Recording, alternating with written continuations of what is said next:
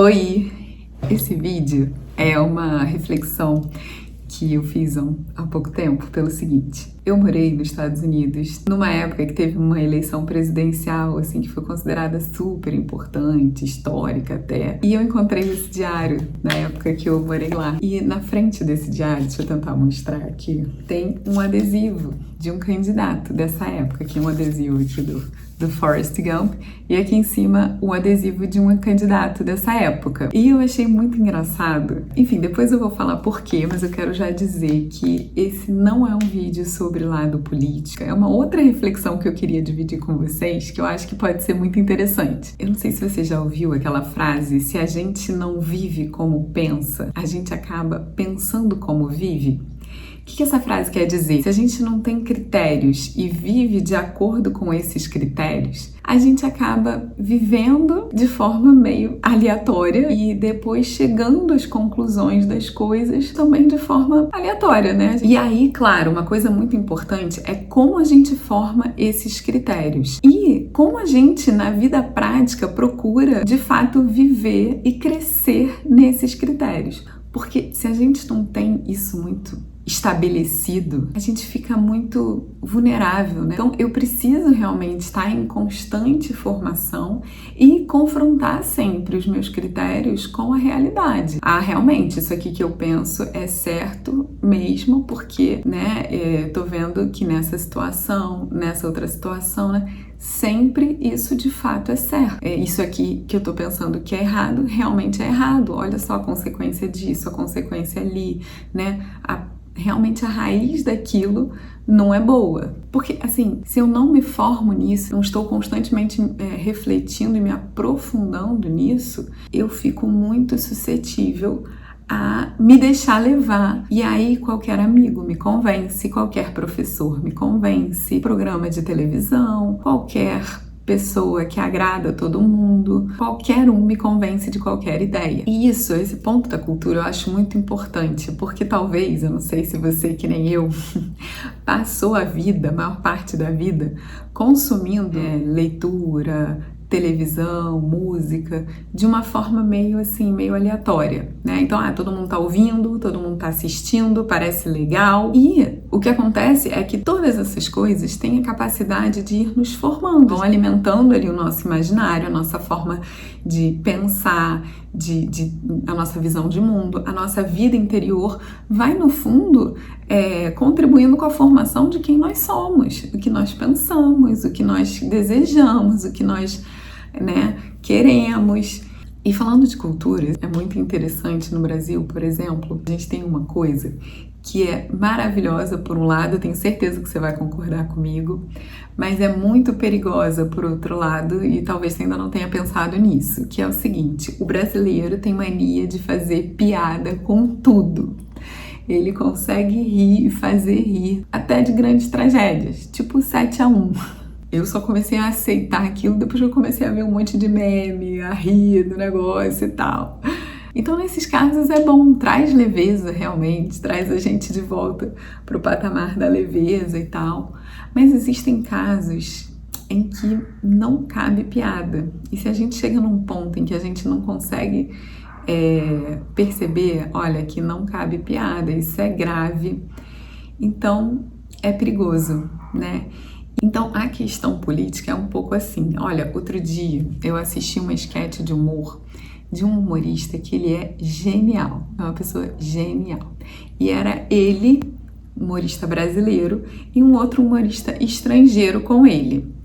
E aí, nessa esquete, em dado momento, ele falava que no Brasil, ele achava muito engraçado que existiam assim, vários termos para falar de corrupção. Cada um tinha um grau de corrupção. Então, um é só uma maracutaia, o outro é só, né, o outro é um trambique, outro não sei o quê.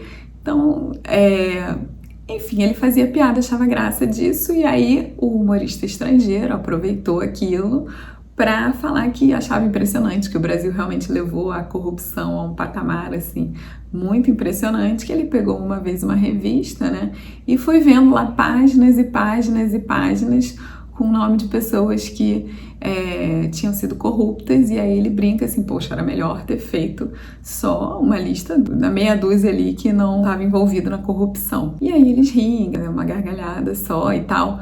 Não era assim, né, tipo uma ironia, né, que acaba com aquele clima meio ácido, meio, enfim, que fica uma reflexão e tal. Não, era só tipo uma piada e próxima, vambora e tal. Eu acho que tudo isso impactou nas nossas vidas. Eu, por exemplo, nunca me interessei por política. Por quê? Porque eu assistia muita televisão e nessa televisão que eu assistia se retratava muito o político como um cara que engana o povo, promete, não cumpre, às vezes de forma cômica, tá? Às vezes de forma cômica, esse personagem era uma figura cômica. Então, isso me fez, assim, nem me interessar muito por política, ou até olhar meio assim com desgosto, né? Então, para mim, político, no meu imaginário, político era uma pessoa que não presta, político era uma pessoa realmente interesseira, ruim. Era isso e ponto, né? Político é tudo igual. Tem gente que até hoje realmente tem esse conceito. Depois, né, tornou-se aceitável, em certa medida, que o político ali mais votável, aquela pessoa que dá para votar, é o político que rouba, mas faz. Aquele seriado The Crown, eles foram muito felizes em retratar o quanto que a vida daquelas pessoas, né, o quanto que reinar ali, aceitar, no fundo, aceitar ser o próximo rei, a próxima rainha, é uma função de sacrifício, né? Como que as pessoas precisam estar ali sacrificadas, e um sacrifício pelo povo, por uma nação, pela tradição que nos fez caminhar até aqui por esse caminho.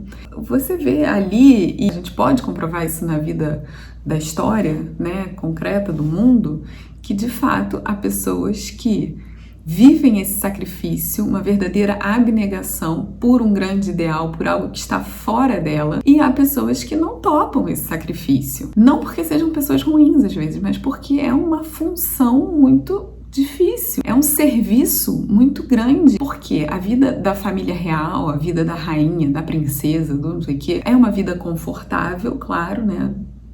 Por um lado, ela é confortável, por outro lado, é uma vida bastante miserável, se a gente for olhar bem. Eles não têm liberdade com os próprios horários, com a própria agenda, não têm flexibilidade nos seus compromissos, não têm vida longe dos holofotes, né, praticamente, né, no caso da monarquia, né, aquilo não é por um período, eu vou abdicar isso por um período, daqui a pouco, daqui uns anos me esquecem e tudo bem, né, ninguém vai dar essa importância toda para onde eu vou. Não, eu tenho a vida cheia de compromissos e sempre muito, né, restrita durante toda a minha vida. É uma decisão realmente perene, né?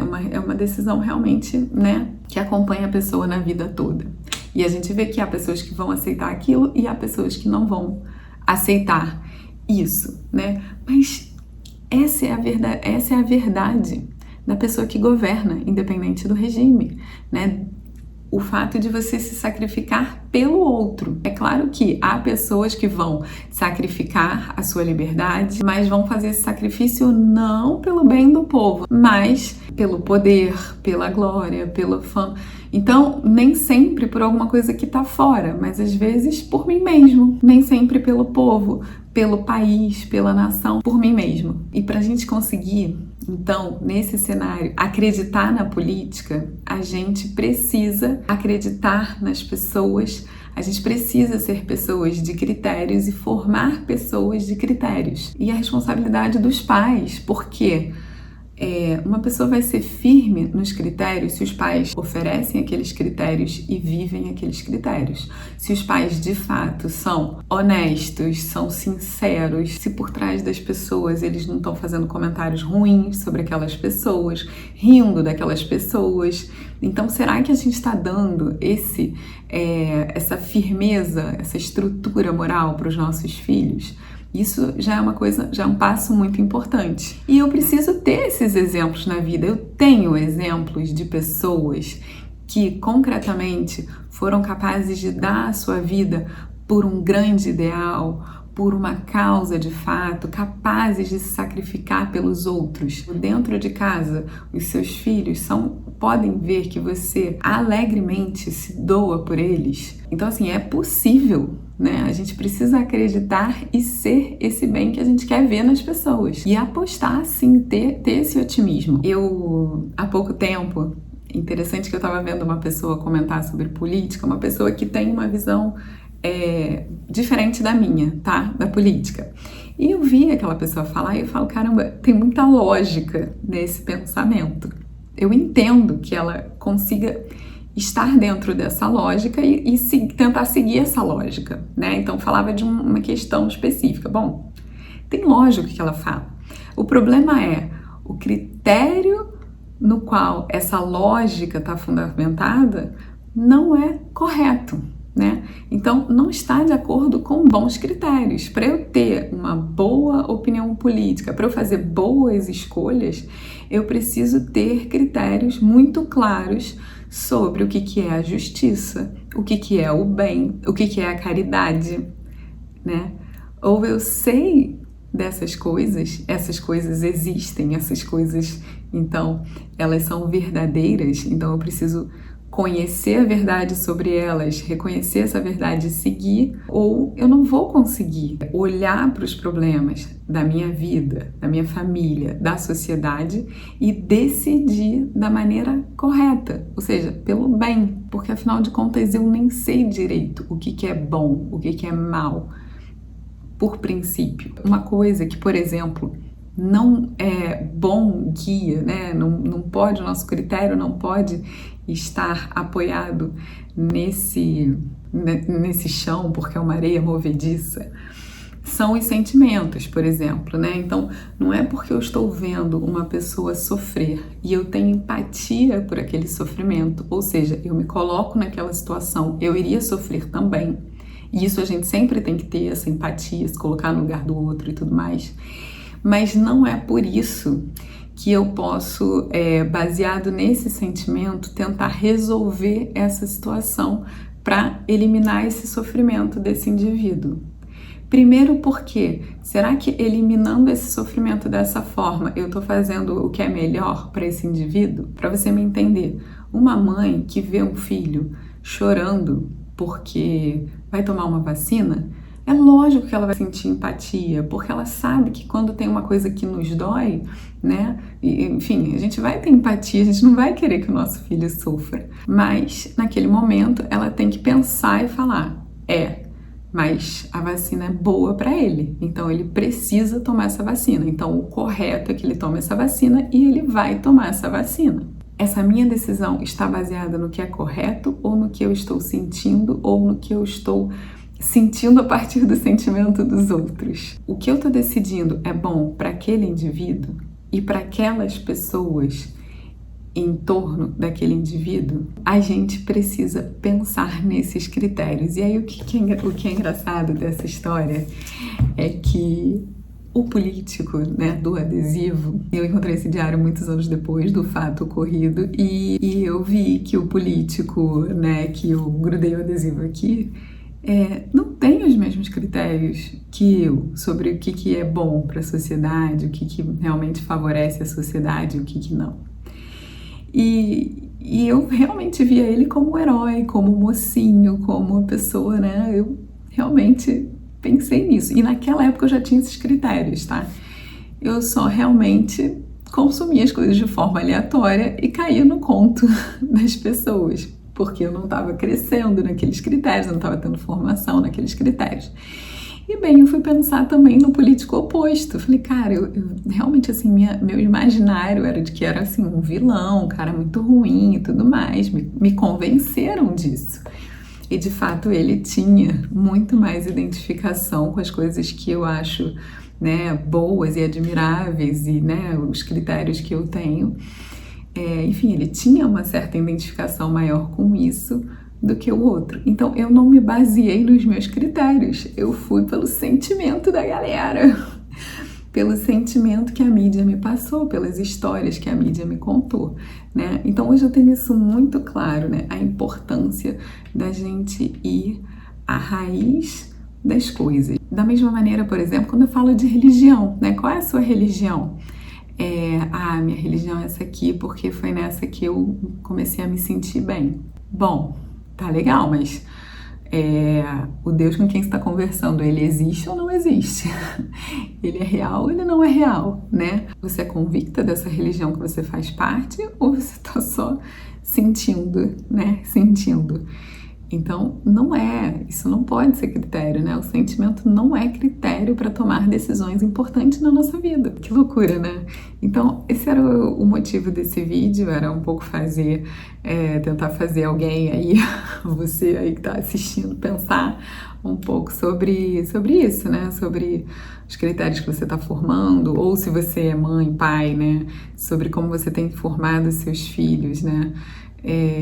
A respeito das verdades, né, imutáveis, né, das verdades estáveis, né, que ajudam a gente a nos guiar nesse mundo que sempre vai mudar, vai sempre ter uma situação política diferente, vai sempre ter pessoas, né, que vão seguir uma coisa ou outra, né, mas há essas verdades que nunca mudam, esses critérios que nunca mudam, e é eles que a gente tem que perseguir, né, abraçar e seguir, tá bom? É isso. Espero que tenha ajudado. Beijo.